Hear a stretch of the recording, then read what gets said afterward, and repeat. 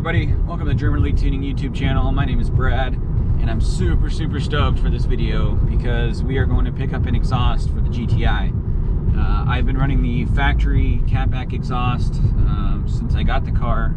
I have the catless downpipe in right now, but it sounds good. You know, it actually has a good growl to it, and it's quiet, but I do want some more throaty exhaust sound from this car. So we're meeting up with my friend Will, and he's selling us his Borla exhaust that he has because he just got a new Akrapovic exhaust, which is phenomenal. So I'm really stoked to see how that exhaust is.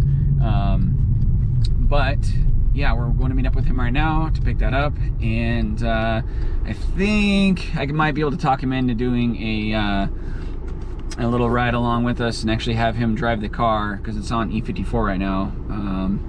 Probably going to be tuning his GTI with the Cobb access port, so I want to see his reaction kind of to what he thinks of the setup. So let's get to it. Alright, so this is it. Borla exhaust is roughly just this rear section, no muffler in the back, and then it's got this Borla muffler in the middle, so it's going to sound awesome. It's going to be loud, but we're shooting some huge flames for these guys for sure.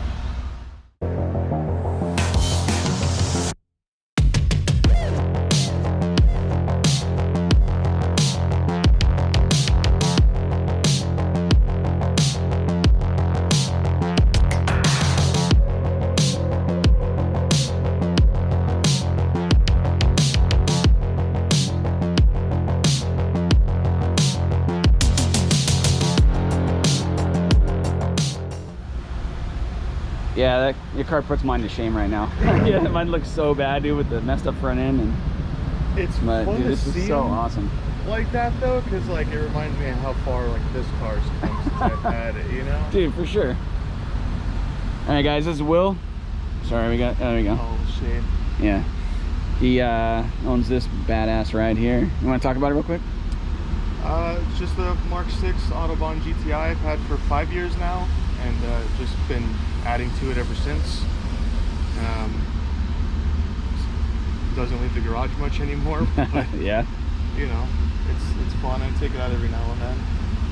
It's just never ending. It's like every other car build. Right. Yeah, so you just put the BBSs on it, right? Yep, those are newer. The hood, the wheels, exhaust. Yeah, you just did the hood yesterday too, huh? Yeah, did the back end a couple months ago. New trunk setup a couple months ago. Yeah, dude. Let's see that trunk setup real quick, because he popped it earlier. I was like, holy crap, we gotta get that on video. Full shaved rear end. Wow, dude, that's awesome. So is it what's the air ride system? It's on Airlift V2 with performance front and rear struts and bags and shocks. Nice. So they have the different valving in them, right? Like for the performance dampening? This one's a 1/4 inch. I just had the management underneath it because the 3/8 hardline looked way better. Yeah. I don't like seeing the management itself. Just keep it clean, simple. Yeah, dude, that's ridiculous. Thank you. And it looks so good slammed out right now, because it's, I mean, that's as low as it'll go, right? Which is still, I mean, you're tucking a 1/4 of the wheel right there, dude. Yeah.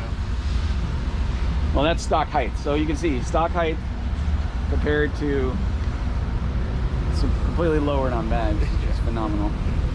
Yeah, painting the roof, yeah, and it's actually wrapped right now. Oh, okay, nice. Yeah. We're gonna repaint it. When I repaint the entire car, we're gonna do pearl white, and then the whole roof is gonna be metal flake with a fade of black and candy apple red on top. Nice. That'll look awesome. Yeah. But I mean, the interior's super clean too. The Autobahns are awesome, just because they had, you know, leather and. Those are gonna come out eventually. My buddy Tyler's gonna build a half cage for it. Okay. Do Recaros with harnesses in the future, but nice. As everyone knows, Recaros are not cheap. No, but they're some of the best seats you can get. So. Yeah. Wow, this is awesome. Last thing, most expensive part probably on the car. So. Yeah. Well, dude, thanks for giving us a walk around real quick. Yeah. Because. I can't remember. I think I saw maybe last time you painted this stuff, but it's changed a little bit just because of the catch can. Yeah. I relocated the battery. It's not in the trunk setup. It's just a small race car rail battery. Okay. And get rid of that stuff. Just try to make more room in the engine bay. I'd like to shave it in the future. So That'd be awesome. The whole battery took a crap, so I figured. Yeah, no, the relocation looks good because that takes up so much room in that part of the bay. So. And most of the time when you shave them, they just move the fuse box closer to the intake over here, so you can clean up all this and hide, you know, the engine mounts and stuff like that. Right. Fairly easily. Yeah, that looks awesome. It's interesting. I like the push button. Yeah, it's nice. But yeah. All right, Will's gonna take it for a drive real quick. Non-short shifter. It is a custom one that is not as short as all the other ones. It's got like, I don't know, maybe 15% less throw. Is this stock clutch? This is a Ringer Racing Stage 4. Oh, okay. But it drives like a stock. Like it does, dude. It grabs so freaking hard though when you bang gears. But it drives like a stock clutch. So shout out to Ringer Racing on that one because they did a great job. I don't know what's in my car. I did it around like 80,000 miles. That's a stage 2 one. It's pretty stiff. I actually like it like that. Yeah. Something that scared me.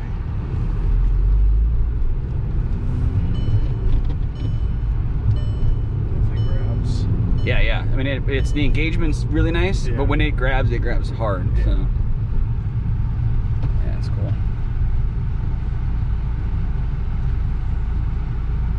But yeah, it's been a process. I mean, I think this is revision 20. So I'd rather do the revisions on my car than other customers' cars. Yeah, that's fair. Good things take time. Yeah, exactly. But no, it's been fun working with the Cobb system because like the tuning's been really good and like their system's laid out well. So that's one thing. Like I just not even 4 or 5 months ago put one of those P3 gauges in the car. Yeah. So now I got to pull that thing out and sell it because it's useless. I mean, technically, I mean, you don't have to run this, you know, like if you wanted to run the P3 you can, but yeah, this thing's got way more torque. Oh yeah, drive it like you stole it, dude.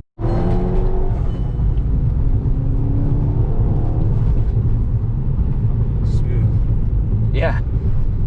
Yeah, and the tires, I mean, these are Michelin Pilot Sport 3s, so they're not super sticky, but they at least have some, because I had some garbage tires up front, no traction. First, second, just, I mean, it still blows them loose now, but at least it tries to accelerate, you know, so. I have just T1 Sports, but I only run at 215 on that car. Yeah. So it doesn't get much traction. Second's okay, but like it slips in the beginning. Yours pulls way harder than mine. Dude, it's pretty crazy. Throw EGTs through the roof. Right. I'm not used to it. Maybe we'll get on the freeway. This pulls way smoother than the APR too. Oh, nice. It's more consistent. Right on. Yeah, so you get a couple pops there, and then if you're in the higher RPMs and you just barely tap the gas, is when you can like get it to kind of do it. So it's kind of weird to get used to, but if you don't want pops, they're really not there, you know, unless you want it to do it. So that's like perfect. It's, you know, when people have it set up to where as soon as you let off the gas, it's just constant. Yeah, you know, I'm not trying to wake up. And that's how most people like it set up. Yeah. You know, on my S4 I have it to where it's all the time. You know, regardless of what it's doing, it's just popping. Yeah. I'm just used to it, and like that's Lewis's. just dude, exactly like Lewis's. Yeah. I remember when he had that thing straight pipe. It's so freaking loud.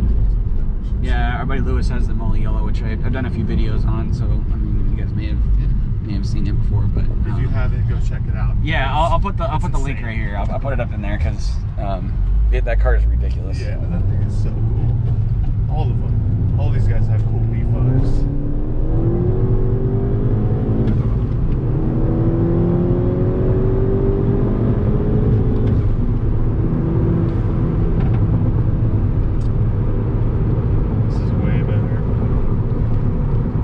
Yeah, it's cool, and like, you know, you can just cruise around and not even really get on it too hard, and everything's and it's good, you know. But if you want it, the power's there. Yeah. Like even in like 6, if you punched it right now, like it just, you know, builds boost and kind of goes. So, but yeah, so like that, like you know, that's obviously with the your tune pushes way more boost than the APR one, unless I have a leak somewhere. Yeah, it's usually about 21-ish, and then it'll spike at like 20, 21, but it won't hold anything over 14. Yeah, and it's, you know, I have it's pretty much maxing the turbo. Like right now, like it's maxing the turbo, so and I can adjust a little lower for yours. You know, we can just kind of see how yours responds. No, that's a stock turbo. I just want to give me an excuse to grenade that thing. And buy another one. All right, well, I mean, then we can do that. I had that talk with Tony already because I asked him. I was like, if I'm gonna retune it, should I just do a KO4 now and get it over with? He's like, no, blow that thing to the moon, then we'll do one. Yeah, yeah. I mean, that's all good.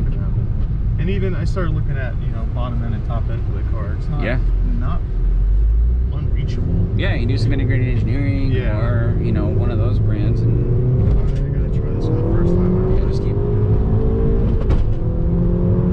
That's fucking crazy. Yeah, isn't it? Need that long. Dude, the clutch grab's hard too. Like it does between gear changes. So. You can feel it. Yeah. Cool. Yeah. No, I'm glad you're stoked. Yeah, thanks for letting me try it out. Of course. And drive it. Yeah, no, I'm glad you wanted to.